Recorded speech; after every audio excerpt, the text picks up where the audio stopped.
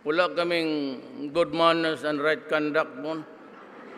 Tangina mo, basta kung sino lang ang matibay doon. So, do not do unto others what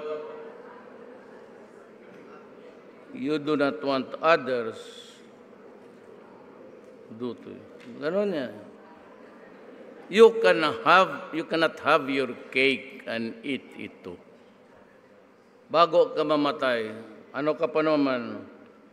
Itong organisasyon ninyo para pagdepensa ng pare, upos jay.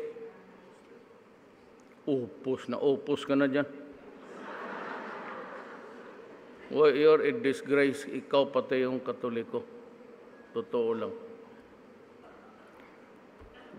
Kaya yung nag-una, you started it. Yan ang sinabi ko.